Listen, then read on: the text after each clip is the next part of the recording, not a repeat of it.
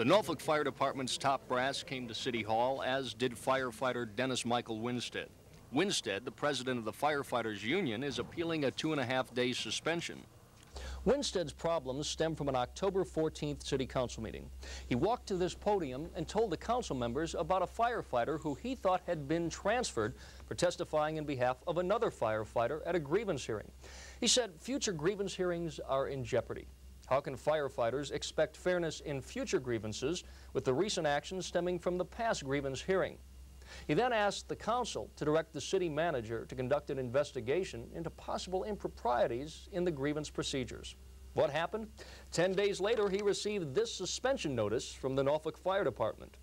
The suspension is for violating department policy by publicly criticizing the fire department. But Winstead and his lawyers say that is unconstitutional. They're trying to stop me from going to council and making speeches. And I feel like I've got the First Amendment right just like anybody else. Because I'm a city employee, it does not stop me from having that right. The city council is a place for people to come and publicly express themselves, and the last thing in the world that should happen is to punish somebody for that. Media members were tossed out of the hearing after one fire department representative said, "We don't need to air our dirty laundry in public. This should be an in-house matter." Meantime, City Manager Julian Hurst, who declined to appear on camera, contends the suspension is just a slap on the wrist. But Winstead says the city has another motive. We feel, again, that there's a possibility of a retaliation against, firefighters, trying to intimidate them so they won't appear at grievances, future grievances. Mike Deason, Area 10 Eyewitness News, Norfolk. Winstead was suspended for violating a fire department rule that prohibits firefighters from publicly criticizing the department.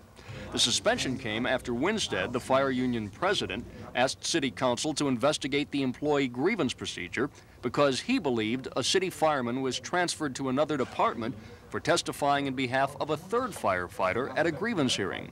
The three-man panel ruled that Winstead told the council the truth and the suspension was too severe a punishment. According to Winstead, he is elated with the ruling and says it upholds the grievance procedure.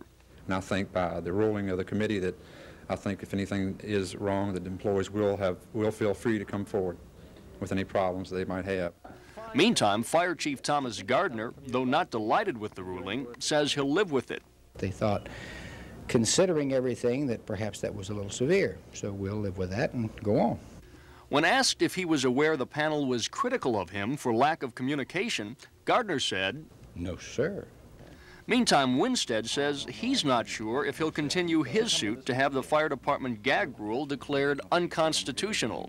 What the panel's decision means is that despite the fire department's gag rule, if a firefighter sees something going on wrong within the department, he can speak up without fear of reprisals, as long as he tells the truth.